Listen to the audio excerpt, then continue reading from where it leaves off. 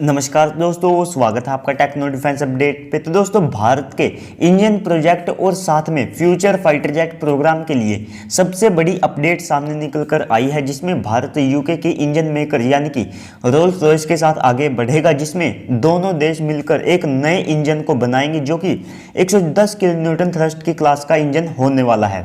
और दोस्तों, इस प्रोजेक्ट को भारत पूरी तरह से फंडिंग करेगा, जिसमें हम तकरीबन 3 से लेकर 5 बिलियन यूएस डॉलर तक लगाने वाले हैं।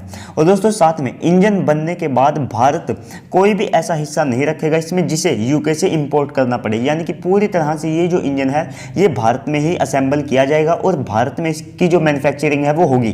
कोई भी पार्ट्स ऐसा नहीं होगा जिसे हमें बाद में यूके से इंपोर्ट करना पड़े।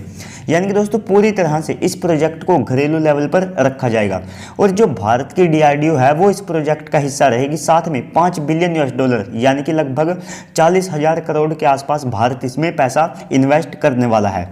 और दोस्तों, इसके बाद इसके जो आईपी राइट्स हैं वे भी भारत के पास रहेंगे और ये आईपी राइट्स देने के लिए जो रोल्स रॉयस है वो पूरी तरह से मान चुकी है, यानी कि वे पूरी तरह से रेडी है। और दोस्तों, साथ में भारत जैसे चाहे वैसे इस इंजन को यूज़ कर सकता है, जैसे चाहे अपनी रिक्वायरमेंट के हिसाब से हम इसे मॉडिफाई कर सकेंगे और साथ में हम इसकी जो थ्रस्ट है उसे भी आने वाले समय में और ज़्यादा इंक्रीज कर सकते हैं, यानी कि भारत के पास इसके जो आईपी राइट्स हैं वे भी होंगे। और साथ में दोस्तों, ये जो 110 किलो न्यूटन थ्रस्ट की क्लास का ये जो इंजन होगा इसे एकदम नए सिरे से बनाया जाएगा, यानी कि इसे नेक्स्ट जनरेशन के जो फाइटर जेट है उनके लिए इसे डिज़ाइन किया जाएगा।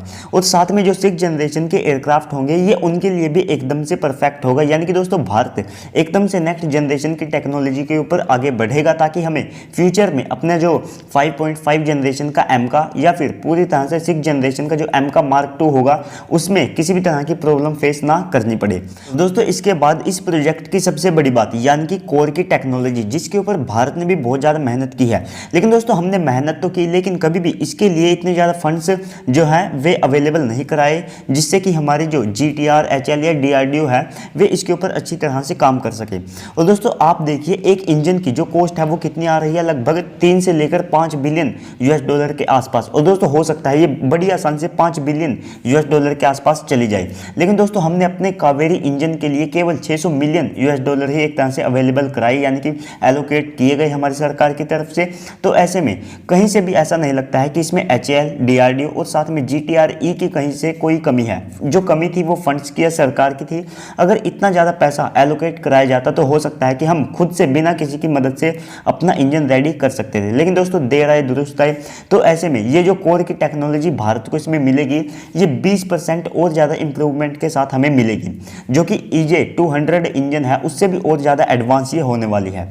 और दोस्तों, इसके बाद तेजस MK1 और साथ में MK1A और इसके बाद जो तेजस मार्क 2 और साथ में twin engine deck based fighter jet और एम का, इनमें जो जनरल इलेक्ट्रिक्स के इंजन लगने वाले हैं, डीआरडीओ ने उन इंजन्स को बदलने के लिए एक प्लान तैयार कर लिया है जिसमें जो हमारे इंजन्स हैं वे ही लगेंगे। और दोस्तों, जो प्रोटोटाइप है उनमें जो अमेरिकी इंजन है उनका इस्तेमाल किया जाएगा, बाद में उनको भी एक तरह से चेंज कर दिया जाएगा।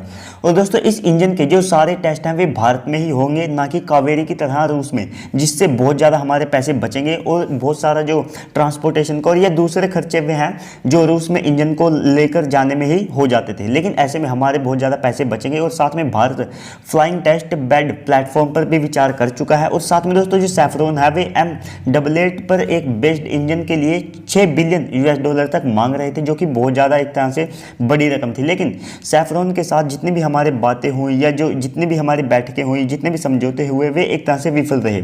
लेकिन दोस्तों, इसके बावजूद भी हम सैफरॉन की मदद से एक 46 किलो न्यूटन की थ्रस्ट वाले जो हमारे कावेरी इंजन है उनको रेडी करेंगे, जो कि कैट्स वॉरियर में काम आएंगे। और दोस्तों, इसके बाद अमेरिका वे पावरफुल इंजन बनाने के लिए तो एक तरह से रेडी थे भारत के जो फाइटर जेट है उनके लिए, लेकिन दोस्तों वे किसी भी कीमत पर इन इंजन्स की जो टेक्नोलॉजी है वे नहीं देना चाहते थे।